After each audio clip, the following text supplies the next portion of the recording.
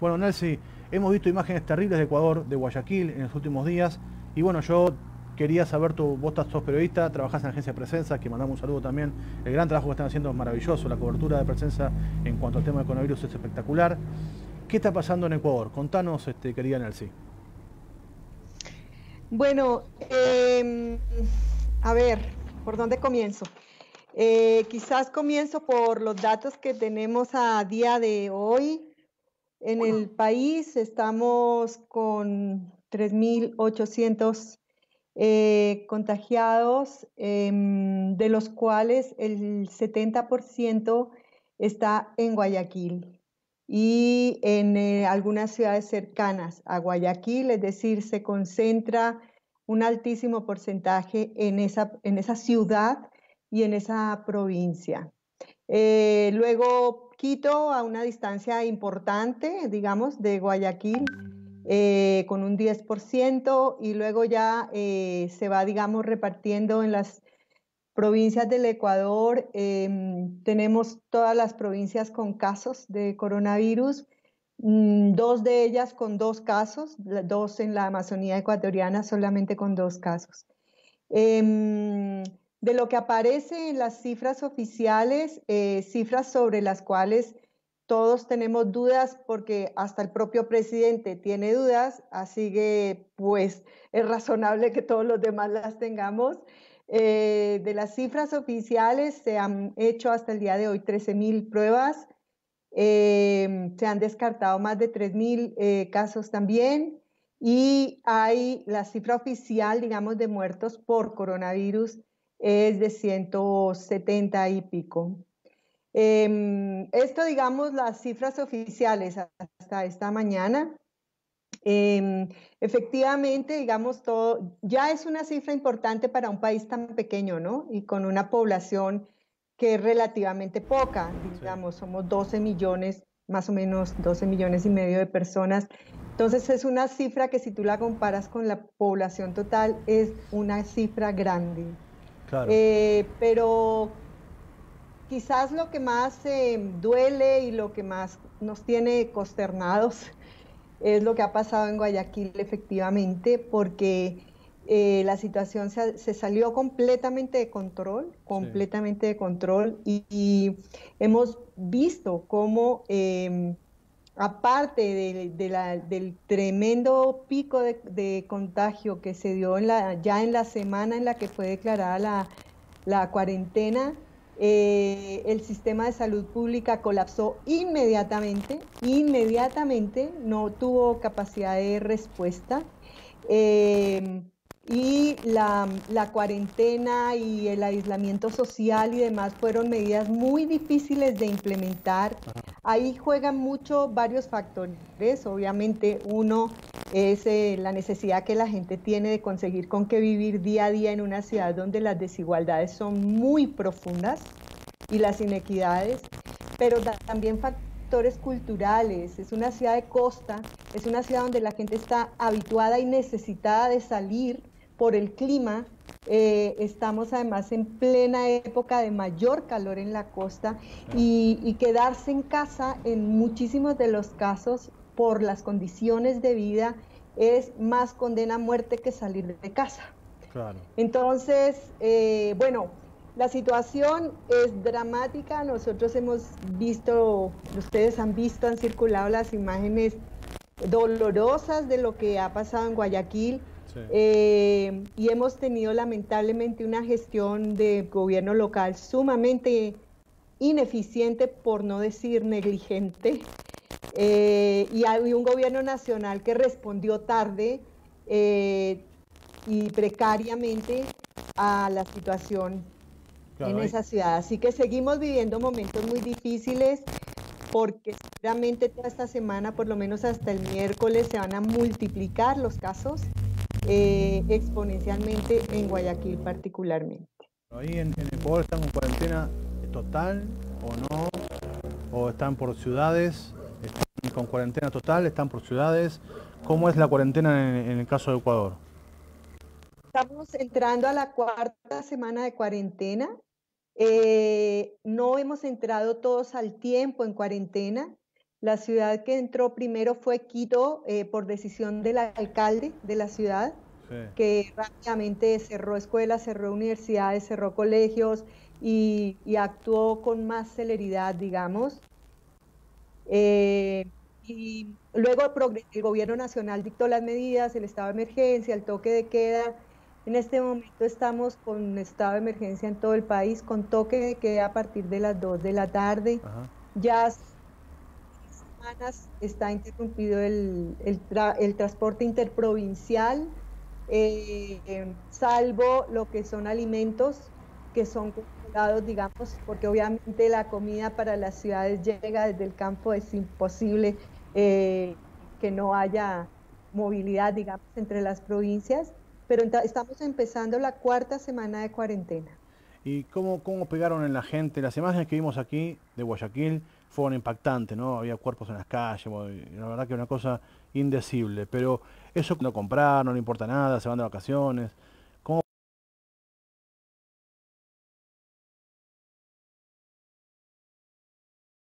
pegó en la gente las imágenes esas? ¿O no pegó, no pasó nada con eso? No, no. Yo te diría que la respuesta ha sido diferente según la región, según la ciudad, según la zona. Primero porque juegan los factores socioeconómicos de manera muy importante y juegan también factores culturales, como lo decía hace un rato, y juega la credibilidad en las autoridades. Eso también. Entonces, Quito ha sido, digamos, la ciudadanía quiteña ha respondido de mejor manera a las medidas, con más responsabilidad, con más, digamos, disciplina, aunque hace una semana atrás el alcalde se vio obligado a desalojar un par de mercados populares porque la aglomeración era increíble y ya estábamos en 3ª semana de cuarentena. Entonces, cada día hay una nueva medida, hay una nueva medida, hay una nueva medida para ir ajustando la situación y tratando de controlarla. No ha sido fácil controlar esto del aislamiento social, no es algo tan sencillo por múltiples razones. También comprender que tienes que hacer eso no es una cosa tan simple. Dimensionar el problema no es tan sencillo. Sin duda, lo que ha pasado en Guayaquil y las imágenes de Guayaquil, sin duda, han hecho un efecto sobre el resto del país y sobre los propios guayaquileños que a partir de la semana pasada, sobre todo, empezaron como a aterrarse. Lo de Guayaquil ha sido muy duro, muy duro, muy duro. Entonces, obviamente, ahora, digamos, desde la semana pasada, están acatando un poco más las medidas, pero lo que es importante saber es que estas medidas son a veces imposibles en ciertos sectores de la ciudad y de la ciudad de Guayaquil particularmente. Claro. Guayaquil tiene un clima tremendo y muchos sectores marginales donde quedarse en casa significa quedarse en 12 metros cuadrados, 8 personas, Claro. con un calor infernal y sin nada que comer. O sea, eh, Sí, es complicadísimo. Ahora, ¿me escuchás bien, Elsie? ¿Sí, a mí? ¿Me escuchás bien? sí, hago un esfuerzo, pero sí. Bien, perfecto. Bueno, en septiembre el presidente de Ecuador, Lenin Traidor Moreno, estuvo a punto casi de ser echado por esta matanza que hubo en Quito. Recordamos, las imágenes fueron terribles. Ahora, también mostró su inoperancia en lo que es el coronavirus. ¿Qué se puede esperar en Ecuador con un tipo tan incapacitado para gobernar con semejante pandemia? O sea, ¿qué es lo que se rumorea ahí? ¿Qué es lo que pasa a nivel político? Por acá el presidente de Chile, por ejemplo, provoca todo el tiempo a la gente, no lo toma en cuenta. ¿Cómo está el tema en Ecuador con aquel presidente nefasto, no? ¿Qué nos puedes contar sobre eso? Mira, yo te diría que por el momento uno no se puede apostar a que el presidente Moreno va a salir o cosas por el estilo. Digamos, el presidente no ha sido, digamos, el que uno esperaría ni ha respondido de la manera que tendría que haber respondido, pero tampoco todo el aparato del Estado ha respondido como tendría que haber respondido, bajo la disculpa de que no hay recursos, no hay liquidez, no hay, y bueno, tampoco hay mucha creatividad para coger los recursos de donde deberían tomarse los recursos, pero no creo que en este momento haya, no lo ves acá, un cuestionamiento que lleve, por ejemplo, a la renuncia del presidente Moreno en este momento o cosas por el estilo. ¿Hay en medio de la crisis disputas políticas? Sí, hay disputas políticas de distinto nivel y desde distintos, digamos, partidos y movimientos políticos, lo cual también es lamentable porque no estamos en una situación como para andar en eso. Claro. Pero no creo que esa sea la situación. Quizás después de superado este momento crítico haya algunas fuerzas que quieran llevar a juicio político no solamente al presidente sino a otras autoridades, pero no es lo que va a pasar en este momento, porque en este momento la prioridad está en otra parte. Entonces, no sabemos lo que viene después. El presidente ha sido muy cuestionado y todo su aparato, el sistema de salud, el sistema de respuesta en emergencias, etcétera, pero me parece que eso se va a ver después. Claro. ¿En qué termina eso? Me parece. Si vos sos colombiana, vivís en el lugar, sos colombiana, entonces voy a aprovechar también para preguntar sobre Colombia.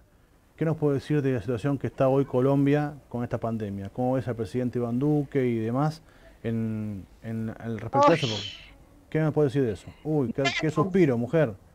¿Qué pasó ahí? Sí, yo, como yo lo veo y como lo sigo, digamos, también desde acá y con la gente de la redacción de Presencia en Colombia, sí. La sensación que se tiene o los hechos parecen indicar que los alcaldes, las autoridades locales están siendo más asertivos y más acertados también en las medidas que están tomando en sus diferentes ciudades y localidades. El presidente ha sido, en el inicio de la pandemia, ha sido muy ambiguo, muy débil, digamos, y lento a la hora de tomar medidas porque tiene muchas presiones de quienes lo llevaron al poder, obviamente. Entonces, tiene presiones de los grupos económicos y a quienes les debe también buena parte de su presidencia. En todo caso, ya ha tomado algunas medidas y sin embargo es evidente que hay una tensión muy fuerte, especialmente entre el gobierno nacional y la alcaldía de Bogotá, a cuya cabeza está Claudia López, y obviamente tiene una voz muy fuerte porque es la ciudad más grande del país y donde esto podría convertirse en algo muchísimo más grave por la población y también por las condiciones de la ciudad. Entonces, hay una pugna política feroz entre el gobierno nacional y la alcaldesa de Bogotá, pero yo pienso que las últimas señales que se han dado son señales de intentar mediar entre las urgencias de la pandemia y las presiones de los grupos económicos. Tarea para mí imposible, claro. Porque o optas por una cosa u optas por la otra, no son dos cosas que sea posible armonizar en un momento como este. Así que difícil políticamente la situación y Colombia recién está esperando la evolución de la pandemia y tratando de contener el pico y de alistar su sistema de salud también muy precario para poder responder a los próximos días donde se va a agudizar con seguridad la pandemia. Nelcy, voy a apelar a tu espíritu solidario, humanista que tenés, de muchos años de militancia, muchos años pensando siempre en el ser humano como valor central. Y estamos ahora, en este momento la humanidad está toda encerrada en sus casas, la mayoría de los que pueden, y hay un momento nuevo. Nosotros decimos que acá es un momento humanista, así lo hemos llamado acá en este espacio. ¿Cómo lo ves tú, desde tu perspectiva, el futuro? esto, ¿cómo puede llegar a repercutir esto a futuro? ¿Cambió el sistema con esto? ¿Cómo lo ves? ¿Tenés una esperanza ahí guardada o estás realmente preocupada? Digo, la mirada a futuro, ¿cómo lo estás imaginando, pensando? ¿Qué pensás que va a pasar después de esto? Porque es un golpe fuerte para muchos, un movimiento de piso tremendo. ¿Cómo lo ves de aquí a futuro, Nelcy? Mira, obviamente desde la perspectiva humanista y desde la profunda fe que tenemos en la evolución de la civilización humana, Sí. eh, tendemos y tiendo yo también a pensar que seremos capaces de ver este momento que estamos viviendo como una oportunidad para profundizar el cuestionamiento al sistema, el cuestionamiento a la inequidad, a la desigualdad, a la deshumanización a la que hemos sido sometidos y a la que hemos permitido que se nos someta, digamos. Sí. Así que creo que en realidad es un tiempo en el que tenemos que prepararnos para salir con fuerzas y tendencias transformadoras que están en este momento de la historia muy presentes y muy vigentes. Pero creo también que vamos a enfrentarnos a otra gran fuerza porque después de haber vivido esto que estamos viviendo, también el sistema va a intentar sostenerse con uñas y dientes. Es decir, Rex esto voluntas. no se cae tan fácil. Rex Y voluntas, diría un creo que amigo. vamos a tener que organizarnos mucho y saber proponer y saber aliarnos y saber avanzar, porque lo que viene va a ser duro también desde el otro lado. Bueno, Nelcy, te agradezco muchísimo tu contacto, tu paciencia para estar ahí esperándonos en este día que hemos empezado a trabajar desde casa, una novedad, la verdad. Pero bueno, esperemos que haya servido esto para que mucha gente sepa lo que está pasando en Ecuador y también un poco en Colombia hemos tocado. Y también recomiendo que lean presenza.com porque realmente hay notas fantásticas, sobre todo punto de vista, han hecho un trabajo, la verdad, que maravilloso con el tema de lo que es el coronavirus y su mirada a futuro y su descripción. Así que, Nelcy, muchas gracias por este contacto, que estés bien y nos vemos. Gracias a ustedes y un gran abrazo de paz, fuerza y alegría. Eso, Hasta muy bien, luego. muy bien.